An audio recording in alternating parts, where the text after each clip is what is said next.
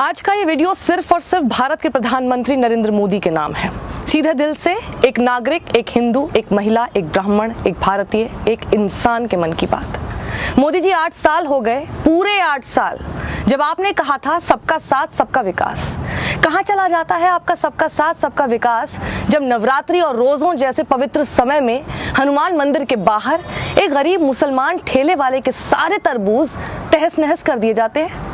आपकी पुलिस हाथ पर हाथ रखे बैठी रहती है और आप अपनी जुबान पर ताला लगाकर बैठे रहते हैं। कहाँ चला जाता है आपका सबका साथ सबका विकास, जब यूपी का एक गरीब मासूम चूड़ी वाला तस्लीम सैकड़ों किलोमीटर दूर इंदौर आकर हिंदूवादी भीड़ की हिंसा का शिकार होता है, पिटता भी है, जेल भी जाता है और आप चुप रहते हैं।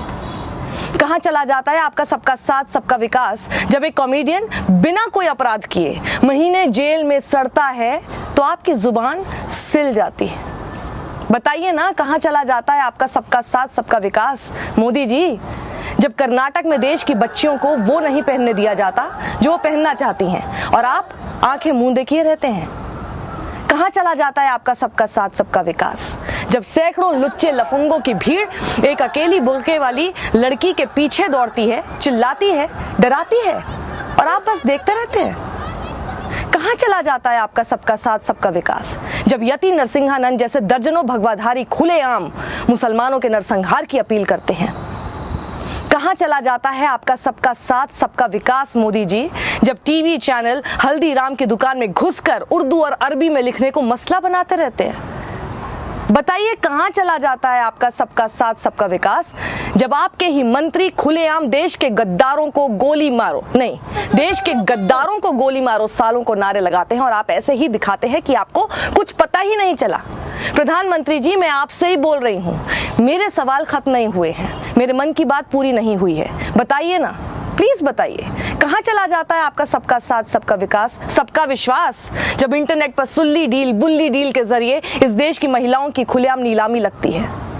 कहाँ चला जाता है आपका सबका साथ सबका विकास, जब देश की राजधानी दिल्ली में बिना इजाजत के नफरत और जहर की शोबाजी होती है, मुल्ले काटे जाएंगे के नारे लगते हैं और आप चुप रहते हैं। कहाँ चला जाता है आपका सबका साथ सबका विकास, जब शहर शहर भगवाधारी मस्जिदों के सामने खड़े होकर भड़काऊ नारे लगाते हैं, मरने मारने की बात करते हैं, दंगे भड़काते हैं। कहाँ चला जाता है आपका सबका साथ सबका विकास, जब भगवा का चोला पहनकर खुद को महंत कहने वाला एक दानव खुलेआम मुस्लिम महिलाओं के बलात्कार की बात कहता है और आप खामोश रहते हैं। मोदी जी 8 साल हो गए हैं, पूरे 8 साल। 8 साल में अब तक 800 ऐसी शर्मनाक घटनाएं हो चुकी हैं और आपने अब तक चूं तक नहीं की है।